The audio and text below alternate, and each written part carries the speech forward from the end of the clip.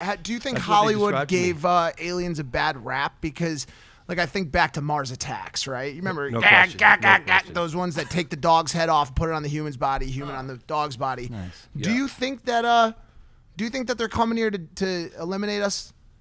No, I think look, by their observed technology, if they were here to do us harm, believe me, we would know it. And I've asked that question to military guys all around the world about that.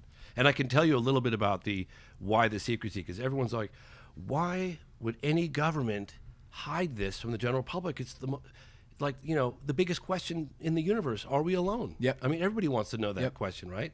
And the military guys look at me and they go, dude, we don't think that way. You have to understand how the military thinks. And I've got interviews with generals in France and Belgium and Brazil and Russia and China all tell me the same thing. They said, look at it this way.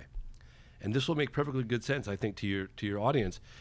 When there's objects of unknown origin whizzing around with impunity in your airspace and they fly rings around your fastest jets and you don't know who they are, where they come from, and what they want, you can't expose what you know without exposing your vulnerabilities and what you don't know. So to them, they could care less about philosophical implications of are we alone in the universe. To them, it's a problem. Defense. Yeah, they don't know who they are. They can't be like, oh, by the way, this is happening. They're shutting off our nukes. They're doing this. They're landing. Stop right there. Yeah. This is the biggest part of the film. Yeah. What are the aliens doing with our nukes and our nuclear facilities?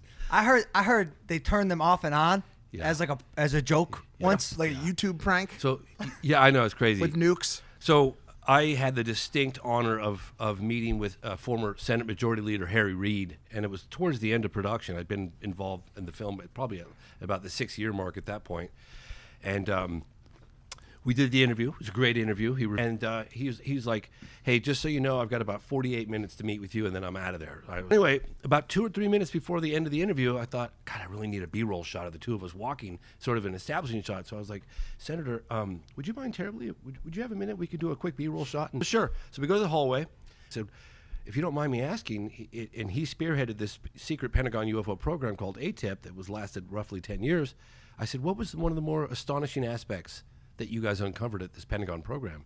And without hesitation, he goes, not just the fact that these UAPs, unidentified aerial phenomena, are penetrating super sensitive nuclear weapons facilities all around the world, but in some instances, they're shutting them off. And he said, in a couple cases, if the president wanted to launch, he couldn't have launched.